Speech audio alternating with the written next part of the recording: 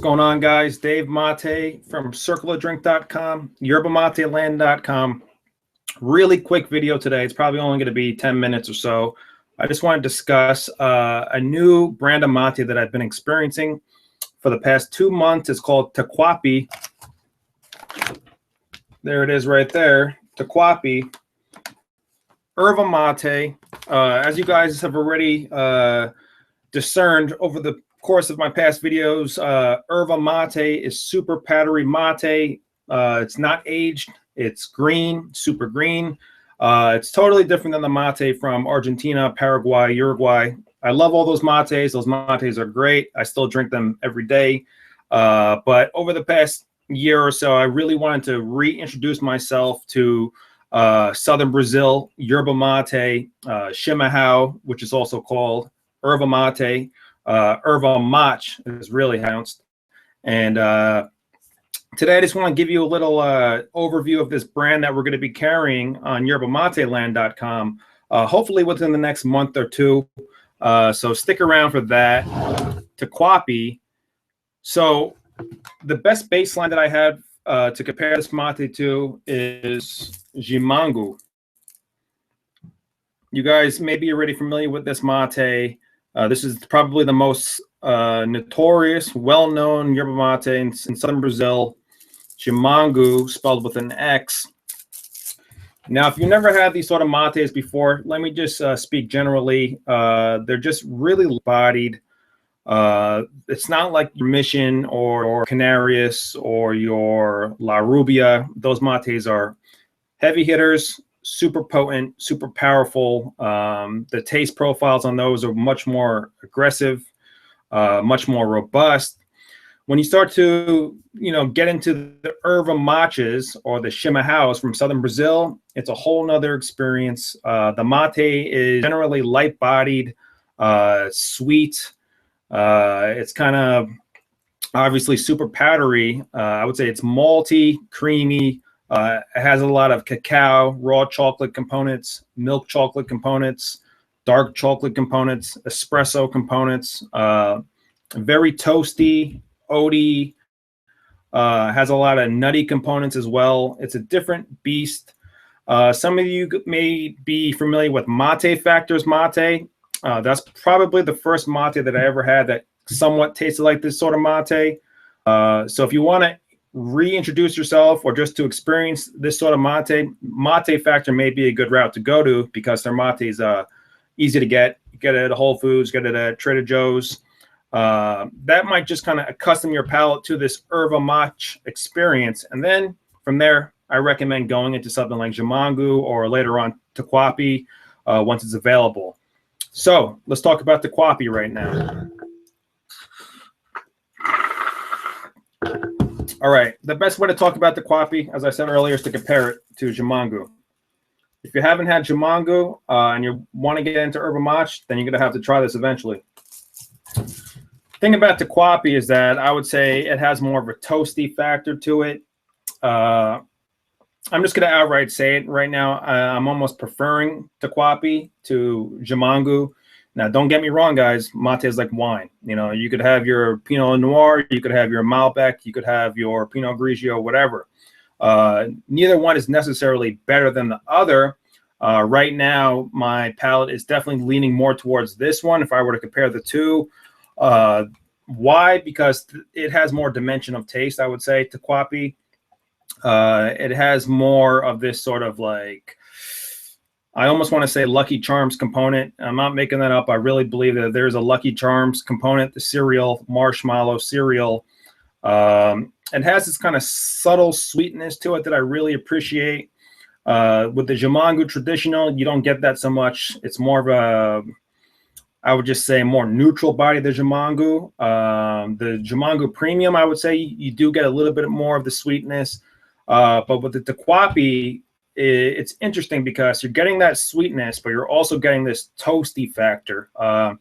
It appears to me that they may actually be slightly toasting this mate. I have to confirm it, but there definitely is this sort of toastiness to it that is distinct to this mate.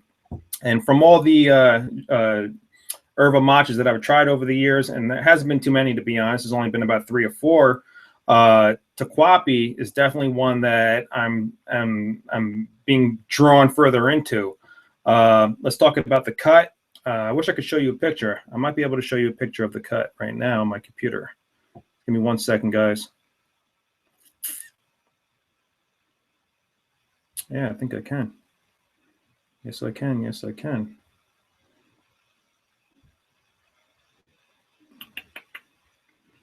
Let me open that. All right. This is the picture of the actual bag. I hope you can see this right now. Taquapy right here. I believe this translates to the Erva of the indigenous, of the Indians. And if you could see this right here, I really hope you guys can see the screen. This says moeda grossa, which basically means coarse cut in Portuguese, or rough cut.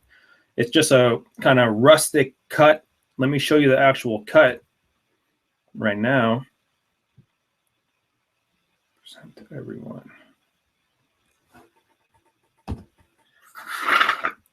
I'm just going to repeat myself because I wasn't sure if you guys were seeing the screen. Right here, as you can see, moeda grossa, rough cut. This is the bag Taquapy Erva mach up here. Really nice picture. Now, let me see if I could pull up the actual pile of mate, which would be nice.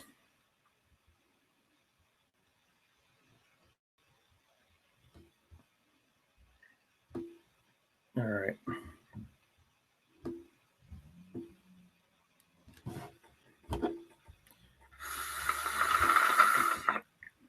Let's try that again. Pull up the actual picture of the cut. Here we go. All right, guys, I hope you can see this. This is the actual cut of Taquapy. As you can see right here, we have a whole nother situation going on. This is basically, in my mind, a hybrid cut, what I'm calling a hybrid cut. And when I say hybrid, I'm talking about classical Argentine yerba mate cut compared with the actual native Chimarrão traditional cut grown in Brazil, marketed to the Brazilian population, specifically tailored for the local Brazilians. So check this out. We have actually monster palos. This is the first time I'm actually seeing real big, what I call monster palos in these cuts right here from southern Brazil. If you look a little close, you could actually see some nice hojas, medium-sized hojas. Hojas are the leaves interspersed with the actual rich green pulverized leaves right here, the polvo that you say in Spanish, or the powder in English. So this is a nice composition, a really nice cut. I'm not surprised that this mate is sweet, because as you can see, the palos right here actually help to sweeten the mate. The palos contain some compounds, some sugars that help to offset the bitterness. But the thing about Taquapy, I should have mentioned this earlier, one of the reasons why I really like this mate is because there's absolutely no bitterness. There's no bitterness whatsoever with this mate, which is pretty impressive. Those of you guys who've been drinking mate for a long time, you know that mate is generally bittersweet. That's okay. That's why we love it. Nothing wrong with bitterness. This mate, I'm not detecting any bitterness. If there is any bitterness, it's almost undetectable. Very nice mate. Let's talk about the length, the cycle. The cycle is basically two different things when you talk about yerba mate. The cycle could refer to as every single time it's your turn to drink the mate, and you finish the mate unto completion, and then you pass it back to the server. That's considered one cycle. But a cycle also determines the length, the longevity, the strength of the actual mate. So the way that I determine a cycle in terms of strength of mate is how much of the mate could you drink within 1 liter of a thermos before it becomes lavado, or before it becomes tasteless. This mate, as with most erva matches from southern Brazil, are going to have low cycles, very low cycles. I'm going to say, you know, you're not going to get up. Personally, I drink the entire liter up until it becomes tasteless, because that's just me. I like that.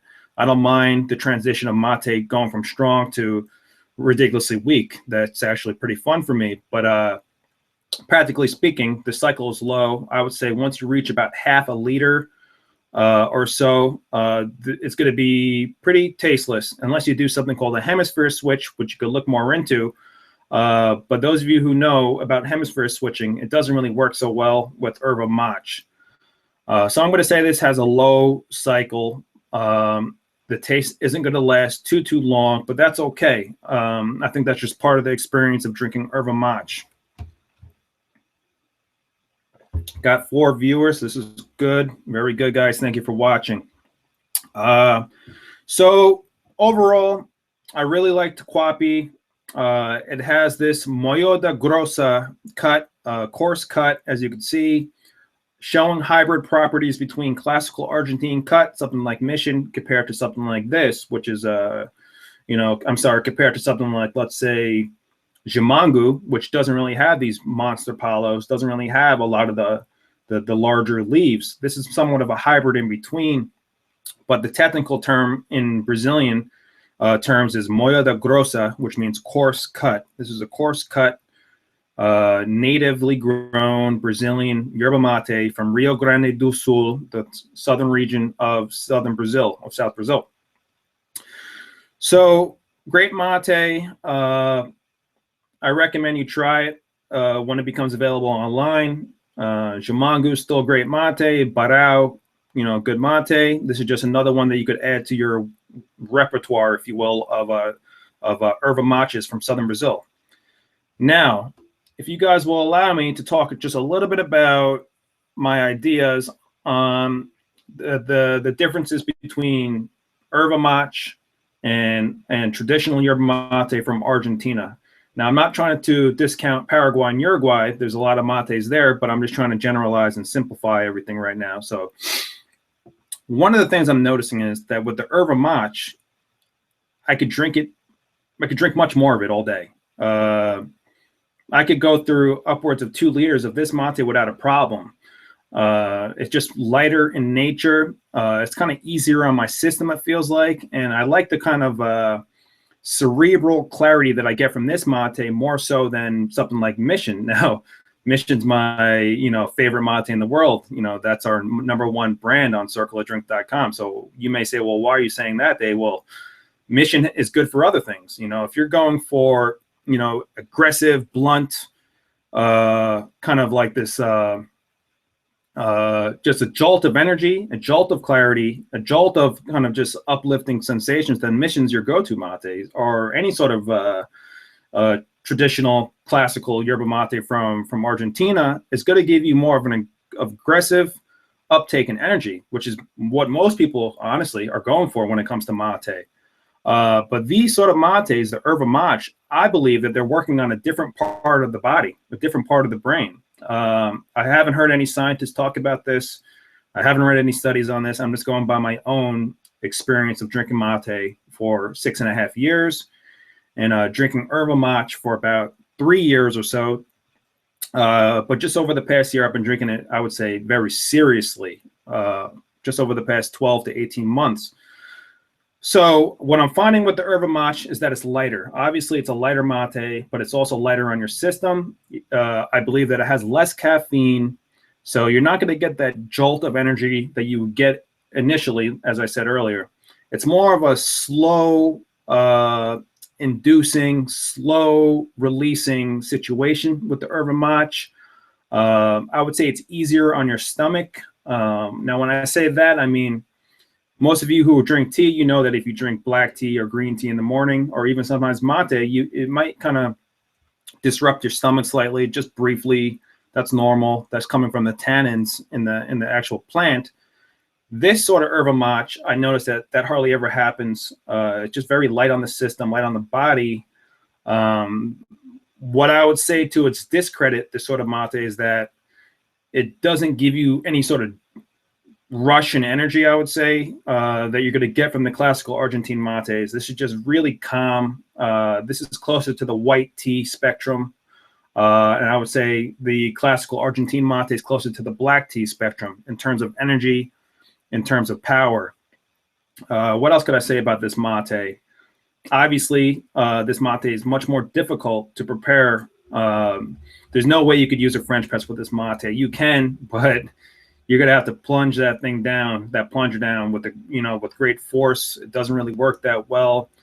With classical Argentine mate, no problem. You could drink it from the gourd very easily, and you could drink it from a French press very easily, teapot very easily. This mate, not so much. So with this mate, you definitely have to have, a spoon bombisha. I would recommend a stainless steel spoon bombisha, the largest one you could find. When I say large, I'm not talking about the length of the bombisha. I'm talking about the width, the circumference of the actual filter with the holes on it. I recommend looking for bombisha, or bomba, as they say in Portuguese, that has at least 180 holes. That's the total amount of holes on each side of the filter. So with these sort of mates, you are a little bit limited to, you're almost kind of forced to use the right equipment, or what I call the mate ware. But hey, don't let that discourage you. That's fine. As any connoisseur knows, you need to use the right tools and the right material for the right experience. So that's one of the main things I'm noticing with this mate when I'm comparing it to Argentine mate. It's just lighter.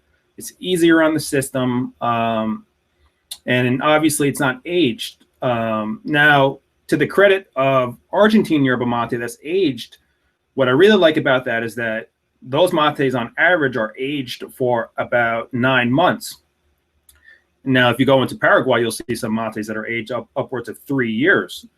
So the aging works exactly like how you would age wine or age cigars or age scotch. Same exact situation. Over time, complexity is developed. Fine nuances are developed. Subtle little whispers and notes and little, patinas of flavors are developed over time. And that could only happen with time. That can only happen with, this maturation process that takes place. With this mate, not going to happen. This mate has been, cut, and within a week or two is packaged in foil and sealed up and shipped to you. So you're going to get a higher content of chlorophyll and green power from it, but at the expense of this sort of richness and depth of flavor that only happens throughout several months of the aging process. So what we see here is a give and take. You're going to get the lightness, the light body of this. You're going to get the chlorophyll, higher content, and you're going to get lower caffeine with this, which may be appealing to some people. And with the Argentine yerba mate, you're going to get more of a jolting energy, more of a rush, which quite honestly, most people are looking for. And you're going to get those rich characteristics that develop over the course of several months of the mate being aged. So again, like I always say, guys, I'm not trying to create a dichotomy between the two. I think that both are fine. I drink both different types of mate, but just something for you to take note. Maybe you just want to wake up in the morning and drink something light. You don't want to go too heavy. So maybe you go with something like the Erva Mach, whether it's Taquapy, Chimarrão, Parao, or even something like Del Salvador, which is an in-between of the two types. Or maybe you don't have time for that. Maybe you just want to wake up and get the Superman energy. You just want to wake up and feel good. And right away, you don't have time to just relax. You just want your mate. You got to get to work. You got to get to writing. Got to get to painting. Got to get to taking pictures. Whatever it is that you do, nurse, doctor, scientist, teacher, whatever you do throughout your day, then go with the traditional classical Argentine yerba mates like Mission, Cruz de Malta, Rosa Mate, Taragui, Nobleza Gaucha, all those sort of brands which you may have already experienced. The purpose of this discussion, which is to kind of introduce you guys to Erva Mach, Chimarrão. Why? Because I spent the past 3.5 years just talking about Argentine yerba mates and Uruguayan para mates and Paraguayan yerba mates. So admittedly, I'm just trying to catch up and really trying to share my knowledge with you with what's going on with Erva Mach. Always, guys, feel free to send emails, ask questions, or comment in the video below, and we'll do our best to get back to you as soon as possible. Keep an eye out for Taquapy Erva Mach coming to yerbamateland.com within the next 2 months. I think that'll be a nice experience for many people. And obviously, circlethedrink.com. providing all sorts of yerba mate, blends, bombichas, gourds. We got the Brazilian gourds now. We're calling them the Campagna cups, really nice. And find us on Facebook. Just type in Circle of Drink on Facebook. We have 2 groups. We have our secret group and we have our open group. If you can find the secret group, we'll let you in. Circle of Drink, and that's our regular group. And that's a great group as well. Find us on Instagram, constantly taking pictures, all sorts of images we're sharing of Materos from all over the world. Thank you guys for allowing us to share your pictures. We really appreciate that. Obviously, youtube.com/Circle of Drink. It's the best way to keep in the loop. And if you go to either one of our websites, circleofdrink.com or yerbamateland.com, you'll notice that below on the bottom of the page, there's a free course that you can sign up for. Sign up for those courses, even if it's going to be redundant for you, the information, just so you're a part of the newsletter list. And if you're a part of the newsletter list, we're constantly sending little tidbits, educational information. Sometimes we have giveaways, so make sure you're part of the newsletter as well. And if you have any questions, you can email us directly, support@circleofdrink.com. Definitely get back to you guys. It's all about the community. It's all about helping people. It's all about sharing this powerful herb. Cool. My name's Dave Mate, guys. Enjoy the rest of your weekend. It was really nice to do this little live review. We haven't done one of these in a while. We're going to try to do them more often. All right, guys. Have a good one. Salud. Peace, peace.